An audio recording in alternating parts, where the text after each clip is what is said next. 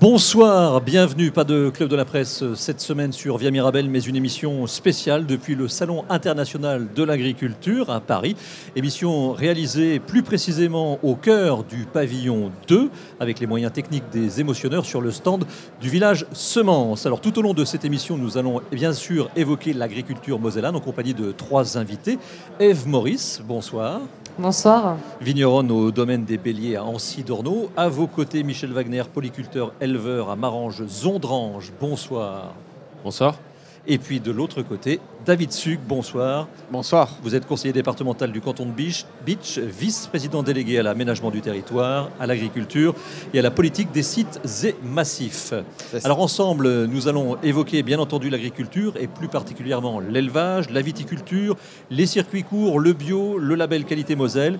Et puisque nous sommes au cœur du Salon international de l'agriculture, qui est aussi un haut lieu de la compétition, nous évoquerons les concours, nombreux tout au long de la semaine. Voilà donc pour le sommaire.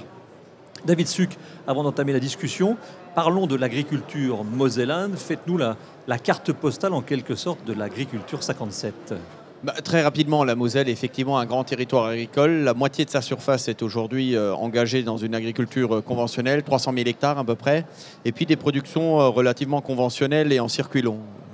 On a près de 3 millions d'hectolitres qui sont produits en lait. Nous avons 250 000 animaux essentiellement destinés à la boucherie, et puis évidemment des céréales orge, blé orge, qui constituent l'essentiel des productions céréalières sur le territoire de la Moselle.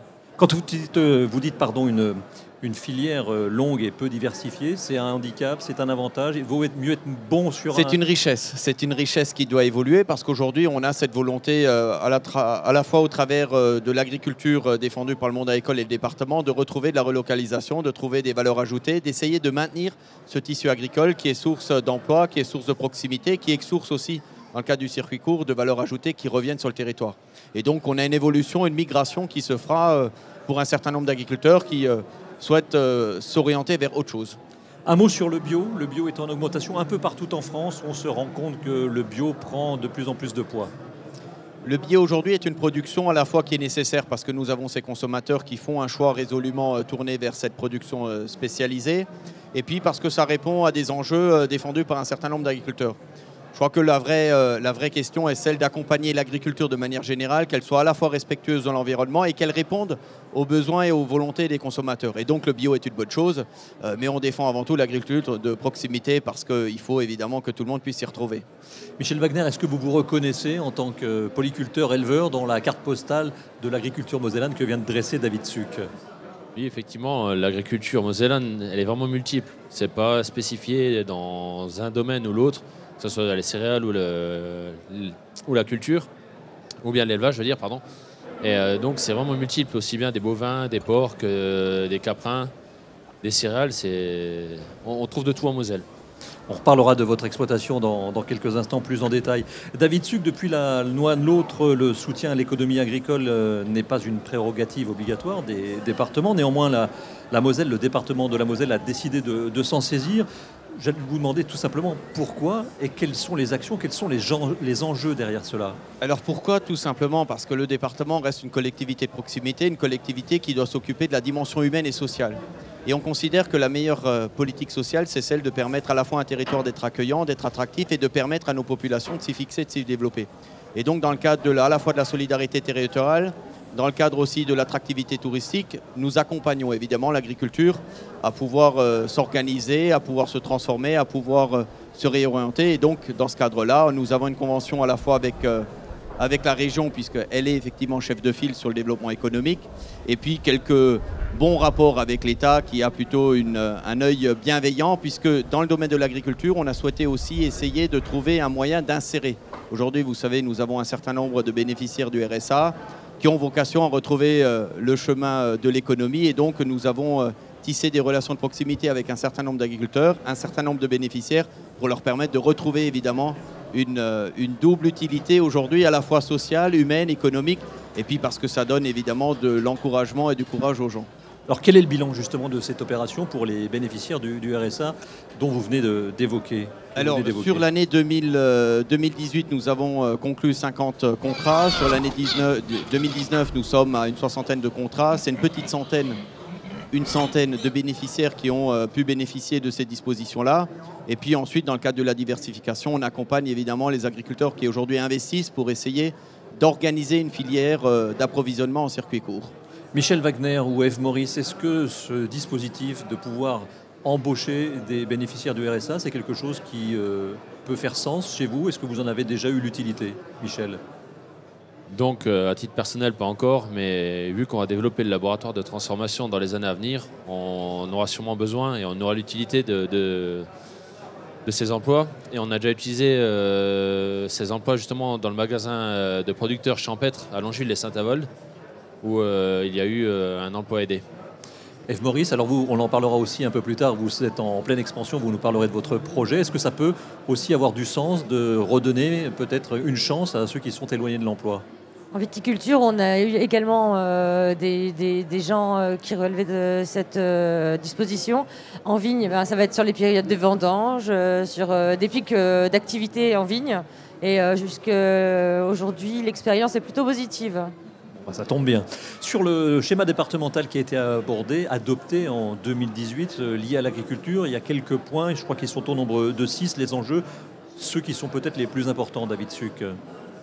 Le premier enjeu, c'est évidemment de permettre aujourd'hui aux agriculteurs ou à la jeune génération de pouvoir s'engager pour maintenir le nombre d'exploitations en Moselle, à la fois parce que c'est source de présence, c'est source d'économie, c'est source, j'allais dire, d'un territoire rural qui continue à se développer et au moins à maintenir et à garder sa jeunesse et son nombre de population. Alors ça, je vous arrête quelques instants, vous ne l'avez peut-être pas vu, mais sur la carte qui est passée tout à l'heure, on est passé de 2400 à 2200 exploitations l'année dernière, donc ça veut dire qu'on en a perdu plus d'une centaine en un an. Est-ce que c'est un signal orange qui s'allume, qui clignote, ou alors est-ce qu'on se dit finalement ce sont d'autres qui grossissent? Non, je pense que si le département avec le monde agricole ne mettait pas autant d'efforts, c'est sans doute beaucoup plus que nous aurions évidemment aujourd'hui à constater en termes de perte de nombre d'exploitations. Évidemment, aujourd'hui, lorsqu'on voit que l'essentiel des agriculteurs ont plus de 50 ans, lorsqu'on voit évidemment la politique européenne, et sans ouvrir la parenthèse, et je la ferme déjà, ne rentre pas aujourd'hui dans des dispositifs très prégnants pour essayer de soutenir l'économie locale, puisqu'on est aujourd'hui sur des subventions de masse. Et donc, nous avons évidemment aujourd'hui un agrandissement des exploitations, c'est un fait, c'est la réalité. Et nous avons en face une agriculture qui souffre, qui a besoin de trouver d'autres débouchés. Et donc, on essaye évidemment d'accompagner. Mais c'est quelque chose qu'il faut recréer, auquel il faut évidemment donner la capacité d'explorer ces nouvelles filières, ces nouveaux débouchés, le circuit court de proximité. Et puis le circuit court aujourd'hui, gros volume comme on le dit, puisque les maisons de retraite et les collèges de Moselle, c'est 11 millions de repas qu'on pourrait évidemment avoir à portée de main en termes de débouchés. Donc voilà, aujourd'hui, on avance dans cette thématique parce qu'on considère qu'il est important pour une collectivité de permettre évidemment à une profession de s'organiser différemment si elle le souhaite. Je vous ai interrompu dans l'énumération des différents enjeux. Donc le premier, c'est de maintenir et conforter l'agriculture sur les territoires sans les faire les 6, sans les faire tous. Est-ce qu'il y a d'autres enjeux majeurs sur lesquels vous voulez vous arrêter un instant? Un des enjeux importants aussi, c'est de faire connaître et reconnaître la Moselle au travers de ses labels de qualité. Je crois qu'aujourd'hui, lorsqu'on parle de Moselle Attractivité, qui est un outil, lorsqu'on parle de la Moselle touristique, lorsqu'on parle de la Moselle qui sait accueillir, il faut évidemment pouvoir donner envie de manière générale. Et ça passe par la qualité paysagère, ça passe par un environnement protégé et entretenu par le monde agricole, parce que les premiers artisans de biodiversité, ça reste le monde agricole. C'est les moins chers et en plus, ils produisent de la richesse. Et donc, une des volontés, c'est effectivement ce label Moselle. Une des volontés importantes, c'est de permettre aujourd'hui aux agriculteurs d'avoir une fierté lorsqu'ils rentrent dans ce métier-là, d'avoir de la fierté lorsqu'ils peuvent vendre leurs produits, d'avoir de la fierté lorsqu'ils peuvent accueillir les consommateurs. Et puis, évidemment, permettre à la collectivité de pouvoir organiser des repas avec des produits de Moselle. Merci, voilà pour cette présentation assez exhaustive de la Moselle et de l'agriculture en Moselle. Maintenant, après cette présentation détaillée, je vous propose qu'on entre dans le détail des différentes filières avec un coup de projecteur sur l'élevage. Ça tombe bien, Michel Wagner, vous êtes, je le disais en introduction, polyculteur-éleveur à Maranges-Zondrange. Alors on est entre Courcelles-Chaussy et Saint-Avold, c'est pas facile à dire. Présentez-nous en quelques mots votre exploitation. Donc notre exploitation, c'est une exploitation de polyculture élevage avec une dominante viande, aussi bien des vaches allaitantes que l'engraissement de jeunes broutards, ainsi que des jeunisses. On élève aussi et on engraisse des porcs qui vont être utilisés, là on voit justement les torions. Les porcs utilisés pour la transformation dans notre laboratoire. Mais principalement c'est ça, avec une dominante, comme disait avant David, sur une rotation blé, orge, colza et du maïs pour l'alimentation des jeunes bovins. Quelle est la surface de l'exploitation? 300 hectares. 300 hectares. Affaires familiales, troisième génération? C'est ça, exactement. Mon grand-père s'est installé en 1952 dans le village. Avec quelques vaches? Avec quelques vaches, 2 hectares, enfin il n'y avait pas grand-chose. Et ils ont développé l'exploitation avec mon père et mon oncle à l'époque, ma mère par la suite, et enfin moi, j'ai repris la ferme. Vous avez repris sans aucune question sur votre avenir, vous étiez fait pour ça, vous aviez envie de reprendre l'exploitation, il n'y a pas eu d'interrogation? Il y a quand même eu des interrogations, mais après la passion fait qu'on se pose moins de questions. Après on essaie d'optimiser, d'aller dans différents débouchés pour que ça reste viable, mais c'est pas tous les jours évident, quoi. Alors justement, en parlant de nouveaux débouchés pour que ça reste viable, vous avez un atelier de transformation que vous avez installé depuis combien de temps? Depuis 1994. Mon père avait commencé avec mon oncle et ma mère. Et ensuite, on a évolué au fur et à mesure. On a construit un premier labo donc en 1994 jusqu'à 2007. Et maintenant, on va passer encore à un nouveau labo parce qu'on est trop petit. Donc tous les 13-14 ans, un nouvel investissement. C'est ça. Et alors l'histoire est assez savoureuse, c'est-à-dire qu'au départ, vous aviez des cochons pour nourrir la famille ou les copains. Et à un moment, racontez-nous, c'était devenu un peu trop fréquent dans la cuisine de maman. Un peu tendu, voilà, parce qu'à la base, oui, les porcs, on faisait comme un peu tout le monde dans le département, enfin chez les paysans. On élevait des porcs, après on les abattait et on les transformait dans la cuisine. Sauf qu'à un moment, des amis à mes parents ont demandé à ce qu'ils peuvent en avoir, ainsi de suite. Et des fois, on est passé à 2 cochons par semaine. Dans la cuisine familiale, ça devenait compliqué. Michel Wagner, je vous propose d'aller à la rencontre d'un de vos confrères à Intin. On est entre Königsmacker et Cirque-les-Bains depuis le 3 février. Le GAEC de la ceriserie, qui est spécialisé en polyculture élevage, un peu comme vous, a rejoint le réseau Qualité Moselle pour la production sur place de yaourts et de fromage blanc. Louis Girardi a développé cette activité depuis 1 an, en complément de celle de ses parents. Et aujourd'hui, 5% de la production laitière sont dédiés à cette activité qui remporte déjà un franc succès chez les commerçants et les consommateurs de son territoire. Reportage. À mon avis, on va avoir une naissance ce matin. Avant midi, on aura un petit veau. Sa passion pour l'élevage, Pierre-Paul Girardi l'a transmise à son fils qui s'est formé il y a quelques années à la transformation laitière. Depuis 1 an, Louis s'est associé à l'exploitation de ses parents afin de produire sur place yaourt et fromage blanc.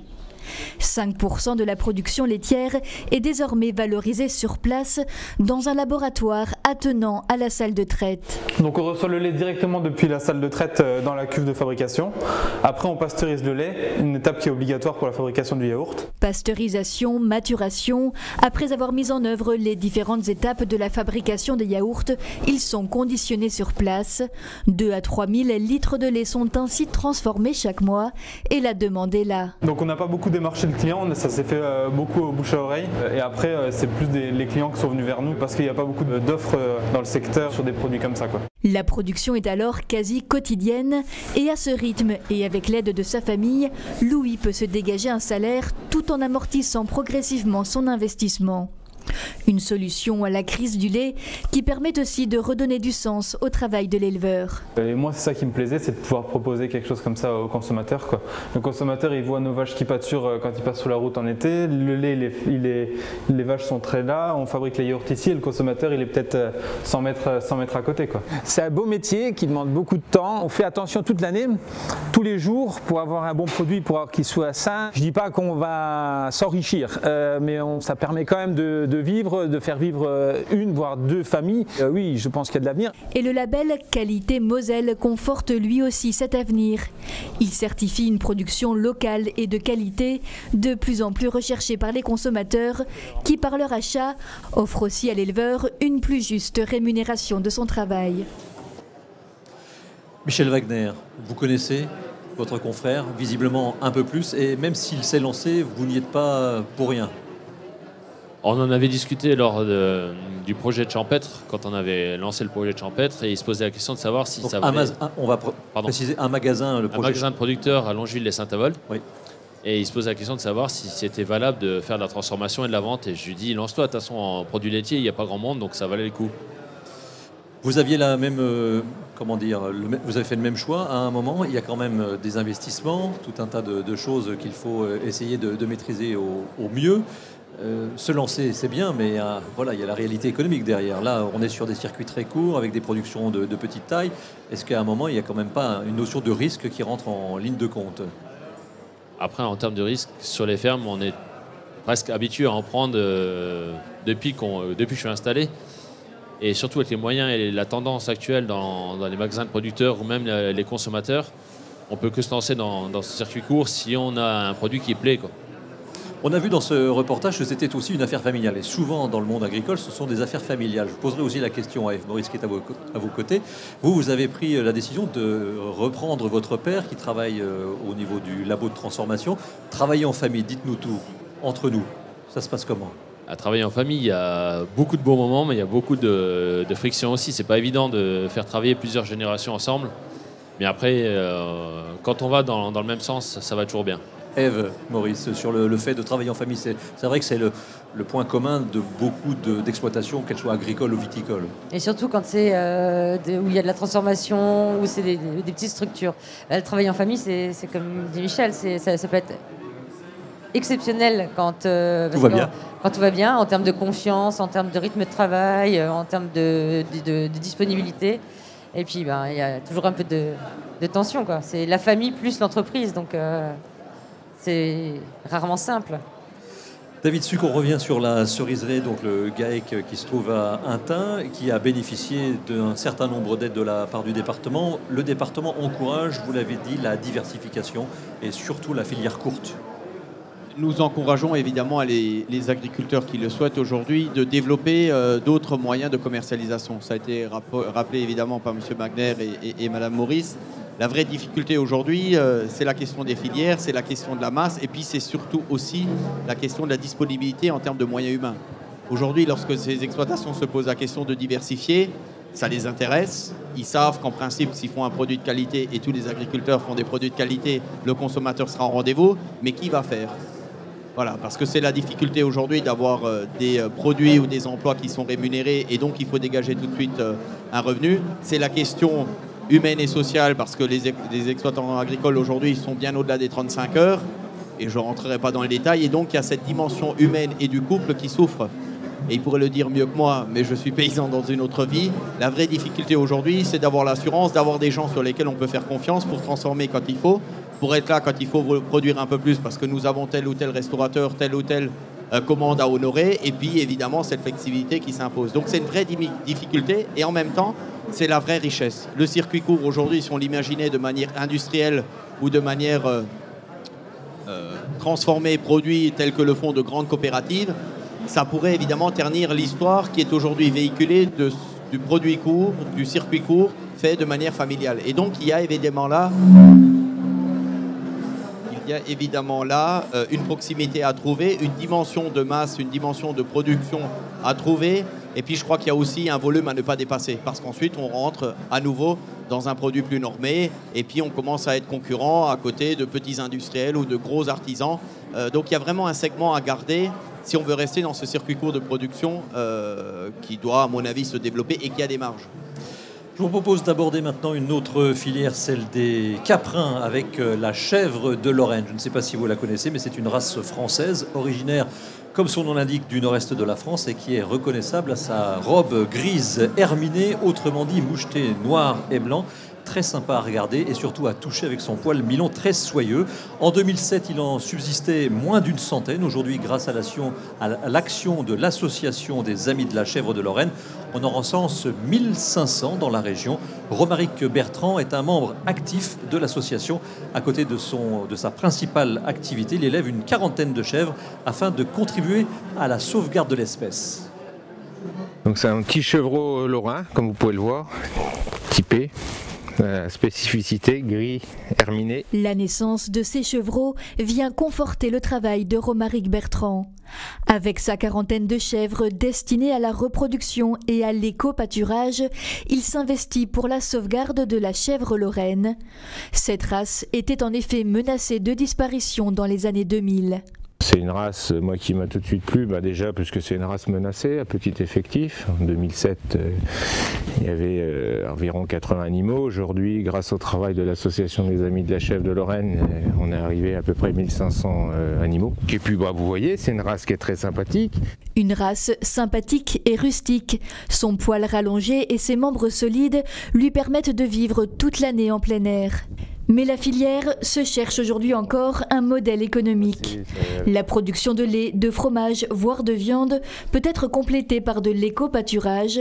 L'entretien d'espaces naturels peut offrir à l'éleveur un complément de revenus. Aujourd'hui, c'est recherché puisque déjà dans le cadre du plan de lutte contre l'utilisation et l'interdiction d'utilisation des produits phyto dans les collectivités, on peut utiliser les animaux maintenant pour entretenir les terrains et puis limiter l'utilisation des machines thermiques. Et puis un gain de temps aussi, puisque quand les chèvres sont en train d'entretenir le terrain, c'est pas l'être humain qui le fait. Le Grand Est compte aujourd'hui une trentaine d'éleveurs professionnels de chèvres de Lorraine et Romaric est aujourd'hui plutôt optimiste quant à la préservation de l'espèce. Vu la demande en produits laitiers, en yaourt, en fromage, je pense que la chèvre va se développer de plus en plus. Reste aussi à mieux faire connaître la race auprès du grand public et des éleveurs eux-mêmes. Et pour cela, Ori et Oria seront les ambassadrices de la chèvre de Lorraine au Salon de l'Agriculture de Paris. Toujours au stand de Village Semences pour cette émission spéciale Agriculture Mosellane durant le Salon international de l'agriculture. À propos de la chèvre lorraine, Michel Wagner, je vous voyais avoir un petit penchant, un peu le béguin pour la chèvre lorraine. Ce sont des animaux qui pourraient vous tenter. Ça pourrait peut-être être des animaux qui me tentent, ouais, même en termes de défrichage ou des choses comme ça, où il y a des parcelles qui ne sont pas accessibles pour les bovins. Et puis effectivement, elle est vraiment belle. Et très douce. Très douce. Je sais pas, j'ai pas touché. Moi, je peux vous le confirmer. Plus sérieusement, pour parler des différentes filières sur les caprins, est-ce qu'il y a une action particulière, David Suc, et notamment pour le défrichage, puisque l'éco-pâturage est très à la mode? Alors, il y a une action, encore une fois, comme sur d'autres productions, celle de la relocalisation et puis de la diversification. Vous savez que sur la Moselle, nous avons aujourd'hui un industriel qui cherche des exploitations pour produire du lait de chèvre. Ils ont aujourd'hui réussi à trouver 4 exploitants qui sont engagés pour 1 million de litres de lait. L'objectif est 3. Et donc, on a la démonstration que toutes ces filières, toutes ces productions qui étaient des productions très modestes peuvent se développer. Je crois que c'est un point qu'il faut rappeler. On a développé d'autres productions telles que le poulet label rouge, cou noir, pardon. C'est pas facile à dire. Non, le poulet cou nu noir label rouge. Voilà. Il est meilleur à déguster, mais peu importe. Sans doute. Avant ça, il faut le plumer. Et donc, on a cette volonté de continuer à développer des productions pour avoir une capacité pour les jeunes qui s'installent, l'exploitation qui se diversifie, de trouver évidemment capacité à faire. Et puis sur la chèvre, on a au niveau du département une politique de réouverture paysagère. Vous savez que sur la Moselle, nous avons des territoires très ruraux, très campagnards. On a même des territoires et des communes qui sont classées zone de massif. Placé d'ailleurs sur le... Vous êtes bien placé pour le savoir. Je suis le président d'une association effectivement sur ces sujets de développement, l'association mosellane d'économie montagnarde. Et donc, on a subventionné de la réouverture paysagère et le maintien, la gestion pérenne de ces espaces se fera avec des chèvres lorraines. À l'Engelsheim, Canton de Beach, ça ne s'invente pas. Voyons maintenant la viticulture, si vous le voulez bien, avec Ève Maurice et puis vous trois, évidemment vous deux en plus, d'Ève Maurice, pour évoquer cette filière. Vous êtes la représentante aujourd'hui de l'AOC Moselle. Parlez-nous, puisque nous sommes gourmands et tous amateurs de vin, avec modération, c'est la mention que je dois être obligé de citer. Parlez-nous du millésime 2019, Ève, avant de commencer. Le millésime 2019 a été un millésime très chaud et très sec, avec des périodes de canicule qu'on n'avait jamais vues. Très tôt. Très tôt et très très chaud surtout, très chaud. Et c'est vrai qu'on a des profils climatiques qu'on n'a jamais connus en Moselle. Donc ça donne, par exemple cette année, ça a été en moyenne 40% de perte de récolte cumulée à cause du gel et de ces épisodes caniculaires extrêmes et très très secs. Donc pas du tout d'eau, donc pas beaucoup de jus dans les raisins. Donc ça fait un millésime de qualité mais qui est pas assez présent dans nos caves. Petit en quantité. Ouais. On a tous en image ces grappes séchées au soleil comme si elles avaient été passées au lance-flamme. C'est quelque chose que vous aviez déjà vu ou que vos parents avaient déjà vu, vos grands-parents? Non, c'est déjà jamais vu. Alors déjà, dans le sud de la France, ça reste des événements quand même assez exceptionnels. Il y a de l'échaudage, hein. Ça peut arriver d'avoir des raisins qui sont un peu brûlés par le soleil, mais avec cette ampleur-là et cette conséquence-là, chez nous, non, on n'a jamais connu ça. De manière générale, l'AOC Moselle, donc 2011, comment se porte-t-il et qu'est-ce que ça vous a apporté, vous, Ève Maurice, et à tous vos confrères? L'AOC Moselle, ça a été une manière de mettre en lumière un petit peu dans le monde des AOC françaises la viticulture du département de la Moselle, qui était méconnue, peu connue parce que peu présente en fait, hein, et qui renaît depuis les années 80, qui commence à installer des jeunes, qui se développent. On a eu vraiment notre zone d'appellation qui a été délimitée définitivement cette année, donc ça représente à peu près 600 hectares de zone en AOC en Moselle, donc c'est aussi une prise de conscience au niveau de nos communes viticoles, qu'il y a des zones qui sont exceptionnelles pour la viticulture et qu'on a tout intérêt à essayer de leur donner cette vocation-là. Le département de la Moselle est grand, 600 hectares, c'est pas grand-chose. Si on pouvait essayer de faire en sorte que la viticulture puisse y rester, ce serait bien. Parlez-nous maintenant de vous, de votre exploitation, donc le domaine des Béliers. Vous l'avez repris à vos parents depuis combien de temps? Je suis revenue en 2007 et j'ai repris la vigne en 2008. Voilà. Et alors donc ça fait plus de 10 ans. Oui. Comment ça se passe? Ça se passe bien. Ça se passe avec beaucoup de bonheur et de difficultés en même temps, on va dire. C'est que c'est compliqué parce que c'est des entreprises jeunes, on est des entreprises jeunes, on se remet en route, c'est beaucoup d'investissement. C'est toujours cette difficulté d'accéder au foncier qui fait que c'est long, on va dire. C'est long, pouvoir s'agrandir, c'est long. Oui, vous avez commencé avec 3 hectares. Oui. Et vous avez maintenant 3 hectares supplémentaires, voilà, d'un seul tenant. D'un seul tenant, oui. C'est un cadre un peu exceptionnel. Moi, le domaine des Béliers, ça a été monté autour du jardin de mon grand-père. Et ça s'est agrandi comme ça, en bordure de forêt. Donc c'est vrai que ça fait un petit peu un cadre viticole entouré des friches. Et quelque part, c'est assez bucolique et assez joli. Généralement, quand vous parlez de votre domaine, vous parlez de votre jardin. Vous dites c'est mon jardin, puisque vous avez en plus des souvenirs d'enfance liés à ce lieu dans lequel vous avez découvert plein de belles choses. Et puis parce que je tiens aussi à ce qu'il y ait une diversité de cultures. Des arbres, qu'on garde un peu d'arboriculture, qu'on ramène du maraîchage, qu'on garde la diversité qu'on a sur nos coteaux et qu'on ramène aussi l'élevage sur nos coteaux. Il y a beaucoup de choses à créer et ce que j'ai envie de retirer un peu de ces 10 dernières années, c'est qu'il y a énormément de potentiel, qu'il y a plein de projets en cours, qu'on voit que sur toutes les filières, ça se rejoint, mais que c'est long. C'est beaucoup de remise en question, c'est beaucoup de mise en réseau. On voit sur les magasins de producteurs qui se développent, le fait d'être ici au salon de l'agriculture, où on représente toutes les filières du département, tous ensemble. Tout ça fait que ces réseaux se créent, ces connexions se font, et petit à petit, on va y arriver. Mais c'est du temps et du travail. David Suc, sur l'AOC Moselle, le président dit souvent qu'avant on entendait parler des vins de Bourgogne et des vins de Bordeaux, et maintenant il nous enjoint tous à venir avec notre vin de Moselle AOC pour présenter à nos membres de la famille à droite ou à gauche. Ça a été véritablement un changement majeur, ça, pour l'appellation de l'avoir en termes d'image. Effectivement, comme le dit Madame Ève, l'obtention de l'AOC en 2011, délimitation des parcelles en 2019, c'est la démonstration que la gestation a été longue. C'est la démonstration aussi que la puissance publique a besoin de proximité avec les acteurs économiques. Entre le département et les viticulteurs, c'était un pari gagnant-gagnant. Et je pense que sans cela, nous n'aurions pas obtenu, ni les viticulteurs, cette capacité d'avoir une montée en puissance de la qualité des vins, de la reconnaissance au niveau national, et pour le département, ce rayonnement, cette attractivité, cette économie qu'on peut développer sur le territoire. Et donc, cela a été dit, 70 hectares de plantés, 680 qui sont aujourd'hui délimités. Il y a évidemment des marges de développement. Et en même temps, je crois que c'est la rareté qui crée la richesse. Et je crois qu'il faut garder...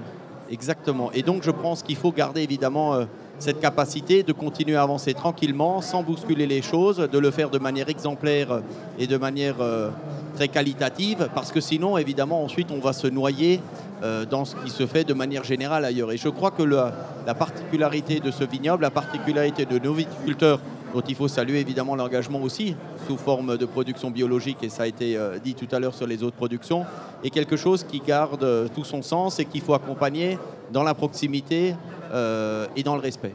Et donc cette diversité, cette richesse que nous avons à continuer à investir, et donc on sait évidemment les investissements qui sont importants, ont besoin de cet accompagnement du département. Et donc on le fait avec bienveillance, avec conviction, parce que ça fait partie aujourd'hui de la carte de visite de Moselle. Et on n'a pas de grand territoire qui soit touristique et gastronomique sans grand vin. Alors vous l'avez dit, si le périmètre de l'AOC Moselle fait 680 hectares, à peine 10% sont exploités par les viticulteurs, mais cela arrive parfois qu'il y en ait deux dans le même village, notamment à Ancy-d'Ornault. Ève, Maurice, c'est pas à vous que je vais l'apprendre. On va découvrir justement le domaine Buzéa avec Georgian Constantin, et c'est Jean-François Ambroise qui l'a suivi. Voilà, ça c'est un beau pied. À flanc de coteau, au bord de la Moselle, Georgian Buzéa a son sécateur bien en main et l'assistance électrique est appréciée car ici, à Novaillan-sur-Moselle, 3,5 hectares de vignes l'attendent. Mi-février, le jeune viticulteur entreprend les travaux d'hiver. On a une surface de plantation qui est d'un peu plus de 5000 pieds à l'hectare. Et donc tous les pieds de vigne, il va falloir les retailler. Si après il y a des pieds manquants, il va falloir qu'on replante les pieds pour les remplacer par des nouveaux. Ici, 5 cépages sont plantés, en majorité de l'auxerrois, mais on retrouve aussi du Riesling, du Gewürztraminer, du Pinot Noir, ainsi que du Pinot Gris. C'est son père, Georges Constantin, qui à la fin des années 90 crée le domaine. Il réalise sa première récolte en 1998. Georgian reprend le domaine en 2004, alors qu'il est encore en formation viticulture-œnologie à Rouffach, en Alsace. Au fil des années, le domaine se fait connaître. Le vignoble gagne également en notoriété. Les vins de Moselle sont regroupés sous l'appellation VDQS, vins délimités de qualité supérieure. Seulement, l'Union européenne décide de supprimer cette catégorie. Deux choix s'offrent alors aux viticulteurs mosellans, descendre d'un cran et devenir vin de table ou vin de pays, ou monter dans la catégorie supérieure maximale, l'AOC. C'est ce dernier qui entrera en vigueur en novembre 2011. L'AOC est une reconnaissance et donne sa charte. Mais il faut savoir qu'avant, on était en VDQS et on faisait pas du moins bon vin et on travaillait pas plus mal. La chose qui est à noter au niveau de l'AOC, c'est que ça nous a fait une mise en lumière de la Moselle, qui était jusque-là un tout petit bonhomme et qui du coup a pris un peu plus de lettres de noblesse et puis peut parler comme étant une grande région, même si on n'a pas beaucoup de vignes. 70 hectares de vignes sont plantés à ce jour en Moselle. L'aire d'appellation délimitée AOC s'étend sur 700 hectares. Les perspectives de développement sont alors énormes. Le domaine Buzéa souhaite conserver son faible rendement, 30 hectolitres à l'hectare, pour obtenir des vins complexes avec plus d'arômes. On propose à l'heure actuelle à peu près une quinzaine de vins différents. En majorité, il faut savoir que la Moselle, ce sont des vins blancs. Donc on va faire des blancs qui seront secs, demi-sec, doux et moelleux. Après, on aura également du rosé et du rouge. On est là pour démontrer justement le climat de la Moselle, le terroir de la Moselle, de par les différentes petites micro-cuvées qu'on va faire, qui vont être des sélections parcellaires. Notre but, c'est d'arriver à faire nos vins habituels, mais d'arriver aussi à faire ressortir quelques petits trucs qu'on n'a pas l'habitude de déguster. Et quand on arrive à ce stade-là, c'est là où on a réussi. On a fait découvrir des vins comme l'Étoile Noire, qui est un Pinot Noir Vendange tardive. Ça n'existe pas. Voilà, donc ça n'existait pas, on s'est dit on va le faire. Georgian s'apprête aussi à sortir un vin de glace avec les raisins vendangés en décembre 2018. Les quantités seront très faibles, seulement 380 bouteilles de 50 centilitres. Le vigneron compte développer deux nouveaux cépages, du Gamay et du Muller-Turgot ont été plantés en 2014. Ils entreront d'ici peu en production. Alors je rassure les téléspectateurs qui nous regardent, nous sommes à l'eau dans les gobelets qui sont sur le plateau. C'est bien dommage, mais c'est ainsi puisque pendant le travail, on est toujours à l'eau. Ève Maurice, alors vous me disiez en fait, vous n'êtes pas deux à Ancy-d'Ornault, j'avais mal compté. Vous êtes, on est 4. Vous êtes carrément 4. Oui. Donc c'est vous regroupez. La plus grosse commune viticole du département avec 18 hectares plantés. C'est magnifique. 4. Non, mais c'est parfait. C'est pour ça que ça vous a donné envie de vous lancer dans un projet d'envergure que l'on va aborder maintenant et qui vous tenait à cœur. Vous m'avez dit que c'était l'histoire d'une vie et que vous l'aviez en tête depuis une dizaine d'années. Ça a été mûrement. Déjà, c'était un besoin parce que replanter, c'est une chose, mais il faut pouvoir avoir des locaux pour transformer, il faut y avoir des locaux pour accueillir. Et la côte de Moselle est magnifique, hein. On a ces verts, on a une forêt magnifique au-dessus. Et il faut pouvoir le montrer et faire goûter ce qui s'y fait. Et ce bâtiment-là, il avait une logique déjà de production, hein. C'est un vrai outil de transformation, c'est un hangar, c'est une cave, mais c'est aussi un local d'accueil. Alors vous êtes venu avec 2 photos qu'on va découvrir. C'est quelque chose qui vous touche, hein. Quand vous en parlez, on sent que voilà, vous êtes... Je suis encore en plein dedans. Voilà, vous êtes ému parce que pour ceux et celles qui connaissent le lieu, il n'y avait pas grand-chose, un petit hangar et puis un petit préau. Un hangar avec le matériel, le viticole, et là on va avoir tout le site de production qui est regroupé sur le lieu et qui va nous permettre de faire du tourisme, l'œnotourisme et aussi du tourisme vert, hein, parce que avec 2 chambres d'hôtes. Donc 2 chambres d'hôtes, sachant qu'il y a déjà un petit peu d'activité touristique avec les cabanes en Lorraine juste au-dessus de chez nous, et créer une vraie dynamique sur nos coteaux et pouvoir faire vraiment découvrir une sorte d'immersion dans le vignoble mosellan. On réserve pour quand? On va dire là, printemps 2020. Printemps 2020? C'est demain. C'est demain. Ah, c'est demain. Donc prenez votre calendrier, vous appelez, je vous passerai le numéro de Madame Ève, comme dit David Suc. David Suc, vous avez évidemment, comme pour d'autres, aidé à cette diversification du domaine des Béliers, le département. Oui, on a aidé effectivement parce qu'il fallait qu'on apporte notre contribution, mais je crois que l'essentiel est dû à la motivation aujourd'hui de ces acteurs économiques, à ces gens qui ont une profonde conviction, un profond attachement à leur territoire, à leur proximité avec leur village, avec la volonté aujourd'hui de continuer à développer à la fois l'héritage qu'ils ont, puisque l'un et l'autre sont fils d'agriculteurs, de continuer à pouvoir développer ces structures sur leur territoire. Et donc le département apporte sa contribution, mais ce n'est pas ce qui déclenche la capacité de revenir au pays ou de développer une activité. C'est simplement marquer le fait qu'on les soutient, qu'on les épaule, qu'on sera à leur côté, parce qu'aujourd'hui, évidemment, la capacité des collectivités à subventionner est assez réduite, non pas parce qu'on n'a pas les moyens, mais parce qu'on a un cadre évidemment très contraint et qui ne nous permet pas d'aller aussi loin qu'on le souhaiterait bien souvent. Michel Wagner, est-ce que Gîte à la ferme ou quelque chose dans le genre, ça vous a déjà un peu titillé, vous qui êtes toujours plein de projets? On a déjà pensé, mais ça ne sera pas pour dans peut-être les 10 ans à venir, mais pas tout de suite. D'abord le labo de transformation. C'est ça, exactement. Ouais. Après les chambres. Un projet après l'autre. Un projet après l'autre. Alors vous êtes tous les deux, Ève, Maurice et Michel Wagner, détenteurs du label Qualité Moselle, un label qui est mis évidemment en avant pendant le salon comme chaque année. C'est dans le pavillon 3, celui qui sent bon les régions de France et leurs produits. Et cette année, 110 produits Qualité Moselle sont à découvrir et à déguster au comptoir. Et là aussi, c'est Jean-François Ambroise qui est allé à la rencontre des producteurs Qualité Moselle et des gourmands. C'est un petit bout de la Moselle gastronomique qui s'invite à Paris, au Salon de l'Agriculture, pavillon 3. Le comptoir Moselle fait la part belle aux produits du terroir mosellan. On y retrouve les incontournables, comme les macarons de Boulet. Présent au salon depuis une dizaine d'années, Jacques-Alexandre ne s'attend pas à faire beaucoup de ventes. Le salon est pour lui une vitrine qui lui permet de rencontrer ses clients. C'est pas mal de Parisiens, on a fait un mailing un petit peu avant de venir pour les avertir qu'on serait là, où on serait. Et puis ils viennent nous retrouver, ils sont contents de nous trouver là, de boire un verre avec nous, de manger un macaron, de nous en acheter éventuellement, enfin voilà quoi. Vous voyez, le monsieur, il me connaît là. Il vient me retrouver ici. Et le monsieur, c'est un Mosellan expatrié. Le détour par ce stand était alors une évidence pour le couple, particulièrement attentif aux produits locaux et aux circuits courts. Tout ce qui a tendance à produits naturels et qui relève aussi du labeur de personnes qui s'y adonnent avec intérêt et goût pour la nature, oui tout à fait. Ouais. Pour moi c'est fondamental même, c'est une question de société. À côté, Daniel se laisse tenter par le pain d'épices des ruchers des Ducs de Lorraine, confectionné à Cirque-les-Bains. Et là aussi, un Lorrain n'est jamais trop loin. On en a acheté l'an dernier déjà et puis je trouve qu'il est excellent, pointré et frais. Voilà. Pourquoi ce passage sur le stand Moselle aujourd'hui? Parce que je suis d'origine de Lorraine, voilà. Je suis d'origine de Lorraine, puis voilà. C'est un Lorrain, donc il nous trimballe, voilà. Les ruchers des Ducs de Lorraine sont présents sur le salon depuis 6 ans. Étienne Carter non plus ne s'est pas fixé des objectifs de vente. S'il présente bien sûr ses produits et les fait déguster, l'apiculteur mosellan va profiter de cette vitrine du terroir français pour nouer de nouveaux contacts professionnels. Ça nous permet de montrer les miels qu'on fait chez nous, on en fait 4, après on fait 4 miels de transhumance. Donc sur le secteur apiculteurs alsaciens, vosgiens pour le châtaignier, le sapin. Et puis c'est aussi un moyen de rencontrer d'autres apiculteurs du sud et puis aussi de faire des échanges de miel. C'est toujours bien de goûter les miels des collègues et de découvrir des autres goûts. Ouais.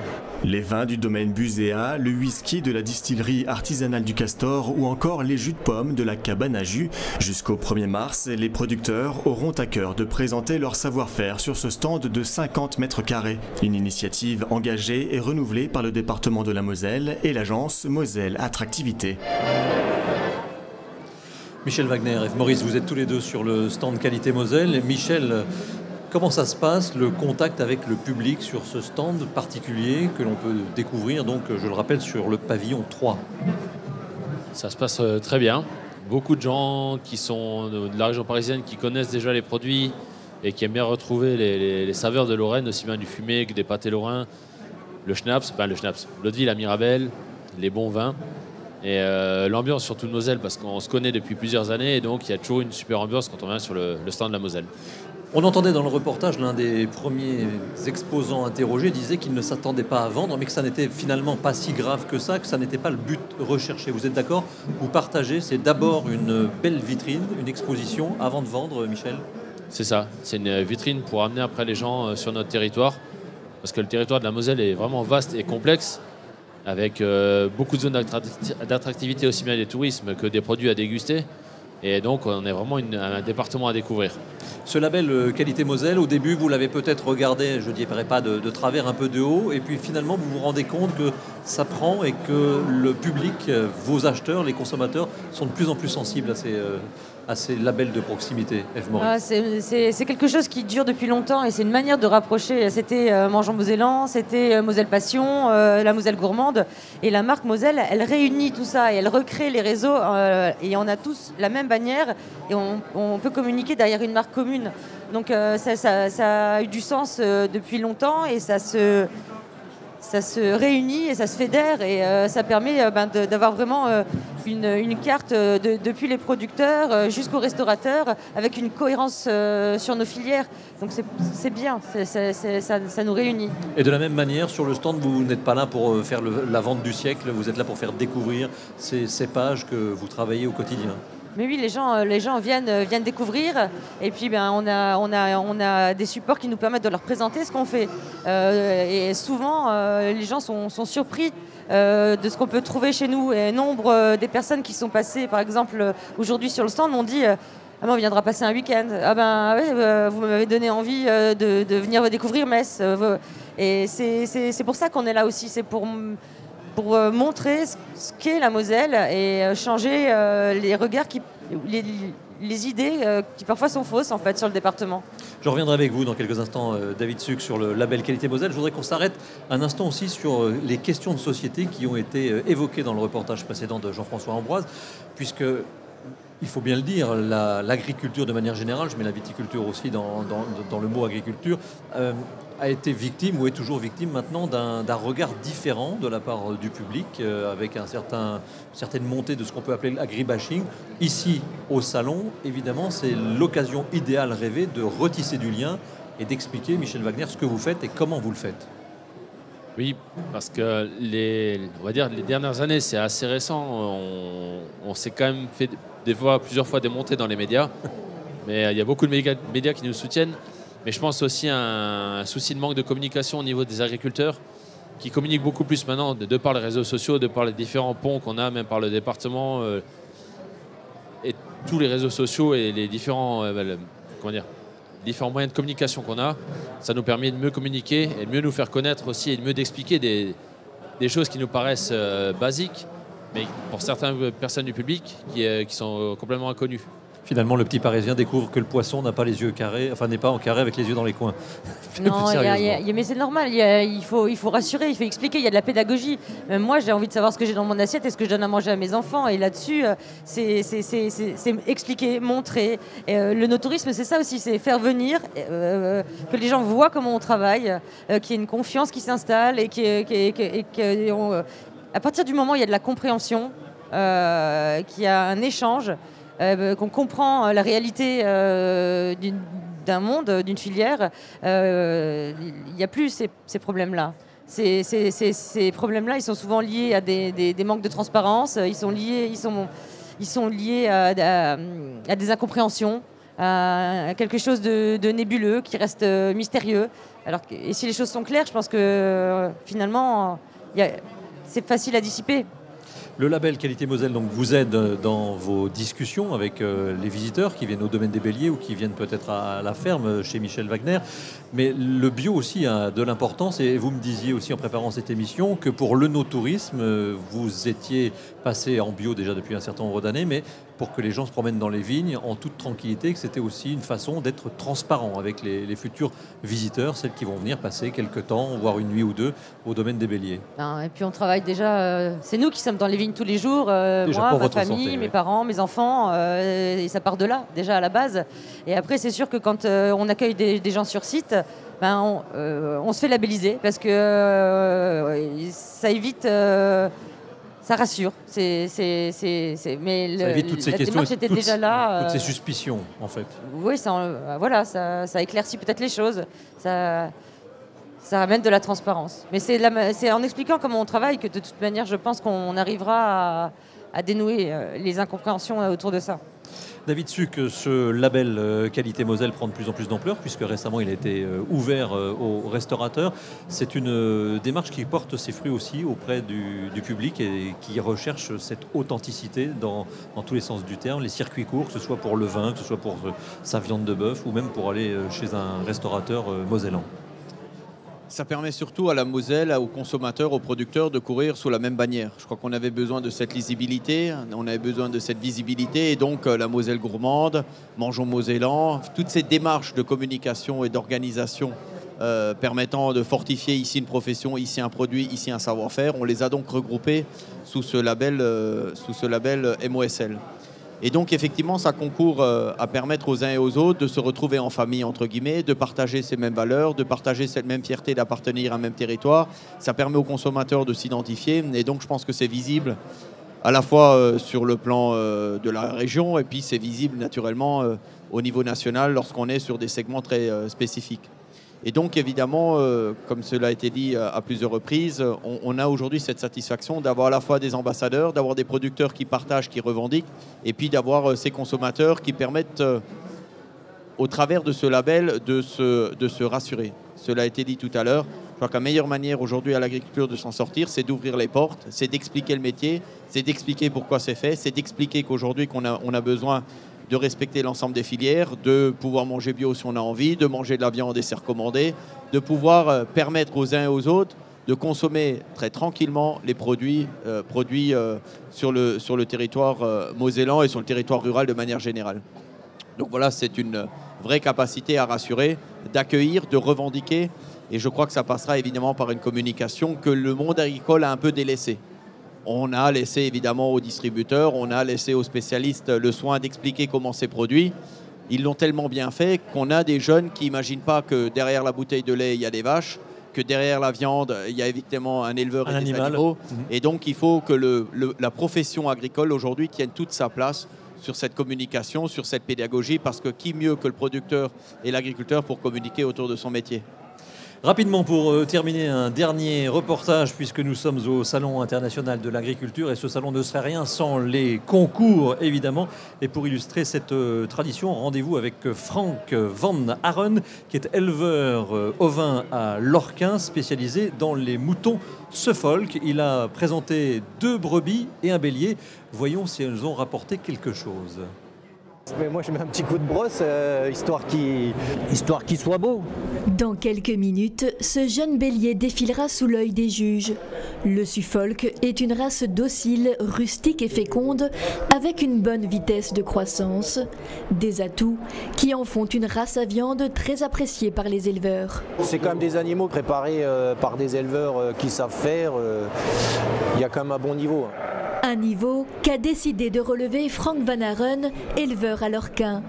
Il est à la tête d'un cheptel de 1200 bêtes, des races croisées et des races pures, telles que ces Suffolk, qu'il vient évaluer pour la première fois dans le ring du concours général agricole. Il y a un objectif un peu festif aussi, c'est l'occasion de se retrouver un peu entre éleveurs, entre amis, de partager un moment convivial et puis au-delà de ça, de se confronter au niveau des animaux.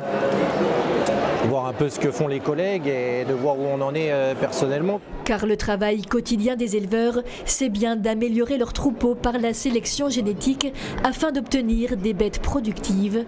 Mais les plus beaux spécimens sont parfois difficiles à départager. Il faut que les bêtes soient bien noires dans la gueule, bien écussonnées noires, de la viande dans le gigot, une ouverture du devant assez bonne dans l'épaule, de la longueur et des bons aplombs pour que le bélier puisse marcher comme il faut. Et après la morphologie, la laine est elle aussi scrutée de près. Alors actuellement en France, la laine n'a pas une importance marchande très développée, mais une brebis qui a une belle laine, c'est une brebis qui est en bonne santé.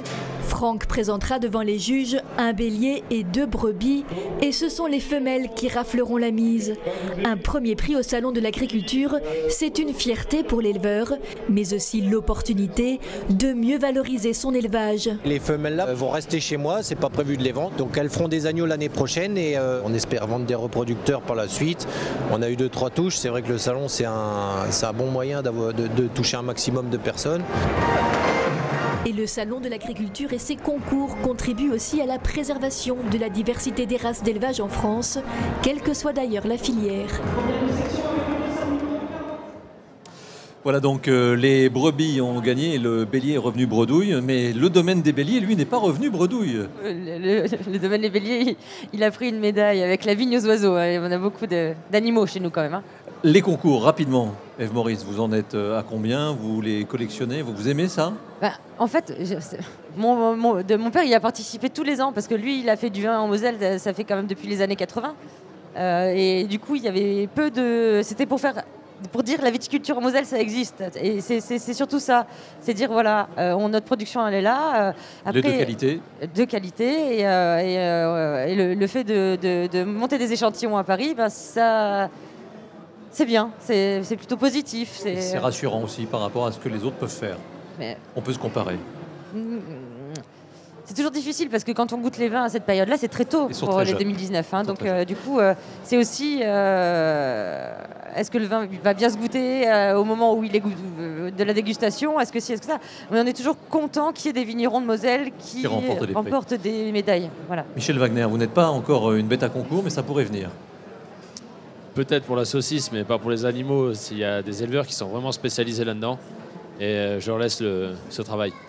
Très bien, en tous les cas, merci tous les trois. Merci David Suc, merci Michel Wagner, Ève Maurice d'avoir été les invités de cette émission spéciale depuis le village Semences à l'intérieur du Salon de l'Agriculture. Merci également aux équipes techniques des émotionneurs. Et puis un dernier petit mot pour celles et ceux qui ont concocté les reportages. Oriane Vallot, Jean-François Ambroise et Gaël Tisse. À la semaine prochaine pour le Club de la Presse.